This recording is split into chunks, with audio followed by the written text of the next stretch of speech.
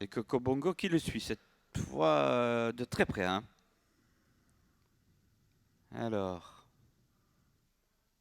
ouais, c'est parti cette fois avec un excellent départ du numéro 2, Garline, hein, qui prend nettement le meilleur, alors qu'au 25 mètres, Delson Dumoulin revient déjà.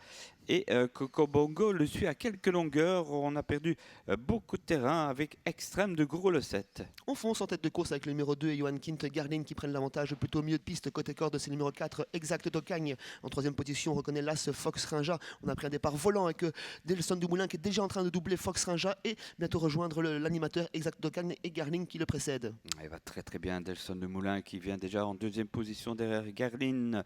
Le 2 devant le 8 est prêt à prendre l'avantage d'ailleurs, j'ai l'impression. Le 2, le 8 avec ensuite Exact d'Ocagne. Le 4, là c'est à la corde Fox Rinja, très sage pour l'instant.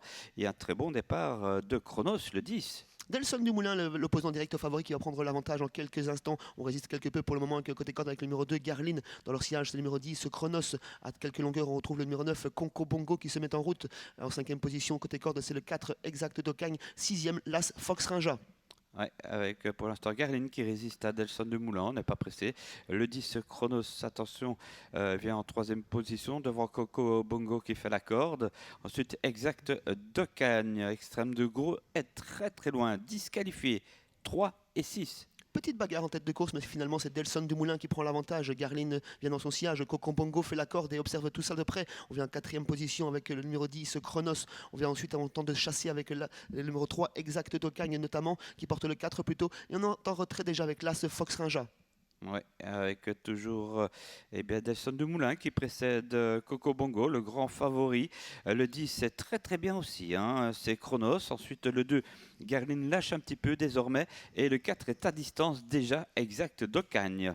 Delson Dumoulin qui fait le dernier 800 mètres en tête, il durcit l'épreuve, il a une petite longueur mais il est marqué à la culotte plutôt par le numéro 9 Coco Bongo qui ne lâche rien. On vient en troisième position avec Chronos, ces trois-là semblent partis pour faire le podium. En quatrième position on retrouve Garline et ensuite Exact d'Ocagne qui vient à une quinzaine de mètres des trois fouillards. Allez, on a débouché le 8 Delson Dumoulin pour le faire repartir, mais Coco Bongo est très bien monté par Anna Huggins et le suit comme son ombre. Ensuite on a le 10 Chronos et on a disqualifié aussi le 5.